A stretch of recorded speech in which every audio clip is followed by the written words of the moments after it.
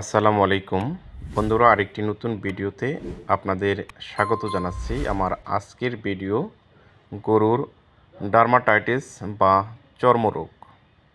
মূলত এটি একটি স্কিন রোগ। গরু এবং ছাগলের সবচেয়ে বেশি এই রোগটি হয়ে থাকে।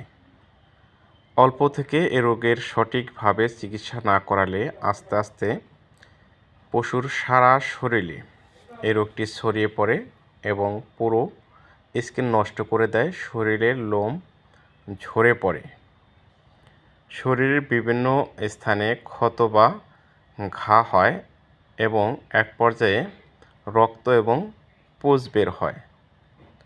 পশুকে খোলা জায়গায় বা মাঠে বেঁধে রাখলে পশুর উপরে কাক বসে সে ঘায়ের ভিতরে কাক ঠোকরিয়ে ঠোকরিয়ে চামড়া তুলে ফেলে এবং রক্ত বের করে ফেলে।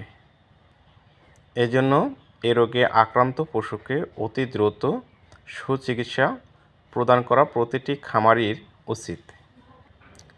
মূলত এটি একটি পরজীবী সংগঠিত রোগ। আমরা জানি পরজীবী দুই প্রকার, এক হলো অন্তঃপরজীবী এবং দুই বহিঃপরজীবী।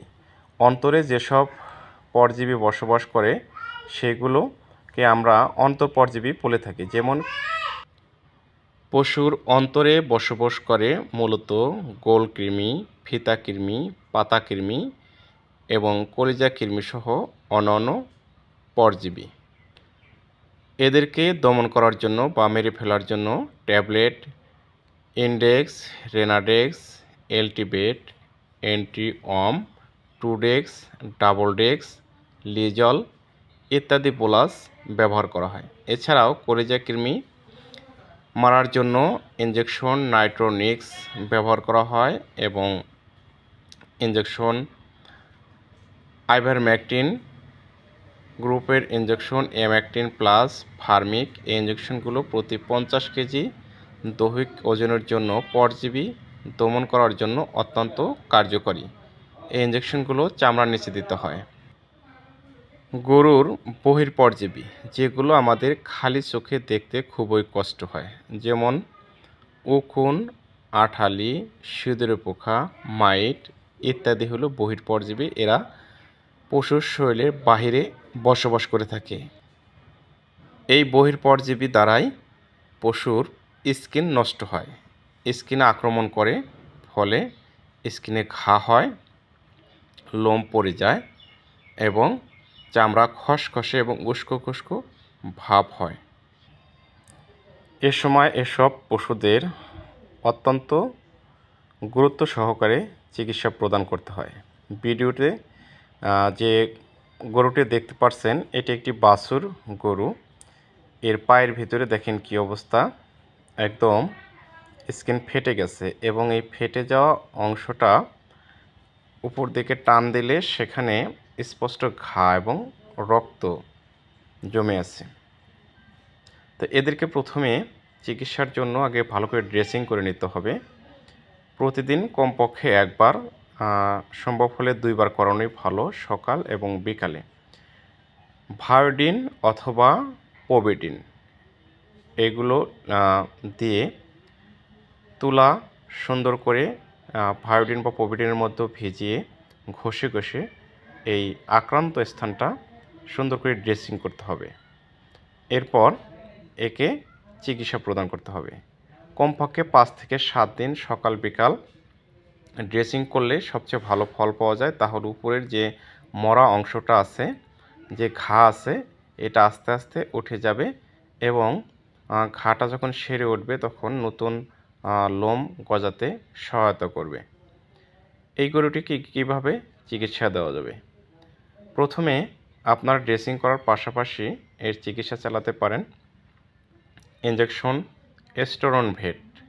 মনে রাখবেন, ইনজেকশন এস্টোরনভেট কমপক্ষে 5 দিন দিতে হবে। এরপর অবস্থার উন্নতি এবং অবনতির উপর বিবেচনা করে আরও চিকিৎসার মেয়াদ বাড়ানো যেতে পারে। গভীর মাংসে দিতে হবে এবং এর সাথে একটি অ্যান্টিবায়োটিক যোগ করতে হবে। পেনিসিলিন গ্রুপের অ্যান্টিবায়োটিক আপনারা জোগাড় করতে পারেন, সেটা আপনারা ব্যবহার করবেন। ইনজেকশন প্রোনাপেন 40 লাখ অথবা ইঞ্জেকশন ভেটোপেন 40 লাখ, ইঞ্জেকশন বিপেলিন টিএস।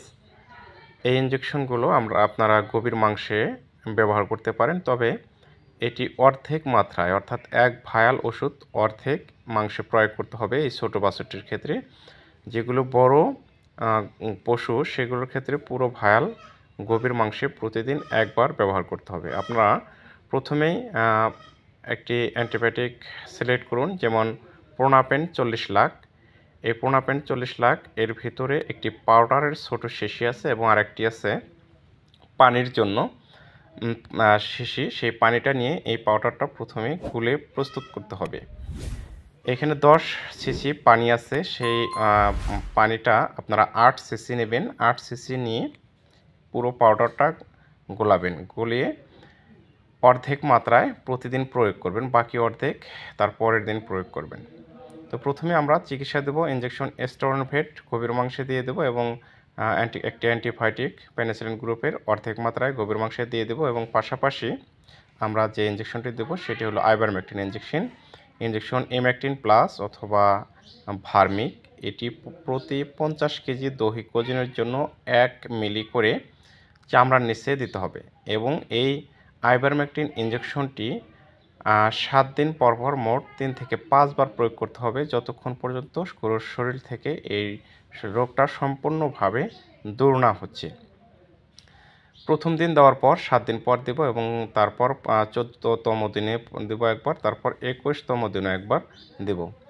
যদি অবস্থার উন্নতি না হয় তারপর আবার 1 সপ্তাহ পর পর আরও 2টা ডোজ, মোট আমাদেরকে 5টি ডোজ দিতে হবে এই আইভারমেকটিন। তবে এটি প্রতিদিন দেওয়া যাবে না, অবশ্যই 7 দিন পর পর একদিন দিতে হবে, প্রতি 50 কেজি দৈহিক ওজনের জন্য একবার। এবং সাথে সহযোগী চিকিৎসা হিসাবে আমরা জিঙ্ক সাজেস্ট করব। জিঙ্ক চর্মরোগের জন্য অনেক ভালো কাজ করে। এছাড়াও জিঙ্ক পশুর শরীরের চামড়া যেগুলো উস্কো খুস্কো হয়ে গেছে সেগুলো তেলতেলে ভাব করবে, পশুর শরীরের পড়ে যাওয়া লোমগুলো গজাতে সাহায্য করবে, রুচি বৃদ্ধি করবে, ওজন বৃদ্ধি করবে, এবং এছাড়াও ডায়রিয়ার সহযোগী চিকিৎসা হিসেবে জিঙ্ক ব্যবহার করা হয়। এজন্য প্রতিটি পশুর ক্ষেত্রে জিঙ্ক একটি অপরিহার্য উপাদান। এছাড়াও আক্রান্ত স্থান যদি খুব ক্ষত এবং ঘা হয় সেখানে পাউডার সুমিট বেট স্কোয়ার কোম্পানির অথবা সালফাডিন পাউডার একমি কোম্পানির নারিকেল তেলের সাথে গুলে দৈনিক 2 বার ক্ষত স্থানে প্রোবিডিন এবং ভায়োডিন দিয়ে পরিষ্কার করার পর লাগাতে হবে। এছাড়াও ক্ষত স্থানে সরাসরি আইভারমেকটিন ড্রপ পাওয়া যায়, আইভারম্যাক 4-1 নামে একটি ড্রপ।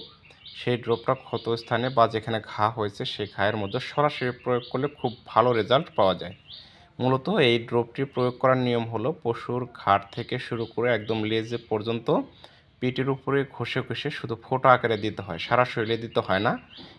এভাবে দিলেই পশুর সারা শরীরে কাজ করে। তবে আক্রান্ত স্থানে সরাসরি যদি আপনি প্রয়োগ করেন তাহলে সেটা খুব চমৎকার একটা রেজাল্ট পাওয়া যায়। এ সময় সকল খামারিদের একটি বিষয় খেয়াল রাখতে হবে, সতর্ক থাকতে হবে, যেহেতু এটি স্কিন রোগ, সেই জন্য এই গরুকে পুকুর, নদী, নালা, খাল, বিলে গোসল করানো থেকে বিরত রাখতে হবে। পুকুরের পানি বর্তমানে বিভিন্ন মেডিসিন ইউজ করা হয় মাছকে খাবার দেওয়ার জন্য এবং পানি দূষিত হয়ে যায়, সার ব্যবহার করা যায়। সেই পানিতে যদি মানুষের কোনো অ্যালার্জি থাকে, সে মানুষ যদি পুকুরের পানিতে গোসল করে অ্যালার্জি কিন্তু বৃদ্ধি পায়। এজন্য পশুদেরকেও এ সময় পুকুরে গোসল করানো, খাল বিলে গোসল করানো থেকে বিরত রাখতে হবে। এই সময় যদি আপনি চিকিৎসার পাশাপাশি পুকুর এবং খাল বিলে গোসল করান তাহলে এই রোগটি আরও বেড়ে যাবে। তাই এ সময় আক্রান্ত পশুকে পুকুর, খাল, বিল, নদী, নালাতে গোসল করানো থেকে বিরত রাখতে হবে। বাড়িতে টিউবওয়েল অথবা মোটরের পানি দিয়ে গোসল করাতে হবে এবং আক্রান্ত স্থানে বেশি ঘষাঘষি না করে আলতোভাবে ঘষে গোসল করাতে হবে, কারণ বেশি ঘষাঘষি করলে সেখানে ক্ষতের ভিতরে চামড়াগুলো উঠে আরও রক্ত বের হবে। তো বন্ধুরা ভালো থাকবেন। আজকের এই ভিডিওতে যারা প্রথম থেকে শেষ পর্যন্ত ছিলেন সবাইকে আন্তরিক শুভেচ্ছা অভিনন্দন জানাচ্ছি। আমার চ্যানেলে নতুন হয়ে থাকলে চ্যানেলটি সাবস্ক্রাইব করে দেবেন, লাইক দিয়ে পাশে থাকবেন, শেয়ার করে আপনার বন্ধুদের দেখার সুযোগ করে দেবেন এবং সবার আগে নতুন নতুন ভিডিও পেতে পাশে থাকা বেল আইকনটি বাজিয়ে দেবেন। কথা হবে ইনশাল্লাহ পরবর্তীতে অন্য কোনো ভিডিও নিয়ে। আজকের মতো এ পর্যন্তই। সবার সুস্বাস্থ্য কামনা করে এখানে শেষ করব। তার আগে আপনাদেরকে বলবো, আপনার খামারের সুস্থতার জন্য নিয়মিত কৃমিনাশক ঔষধ খাওয়ান। গরু, ছাগল, মহিষের যে টিকা বীজগুলো ব্যবহার করতে হয় সেই টিকা বীজগুলো ব্যবহার করবেন। অসুস্থ হওয়ার পর সুস্থ পশু থেকে আলাদা রেখে অসুস্থ পশুকে চিকিৎসা প্রদান করবেন। আল্লাহ হাফেজ।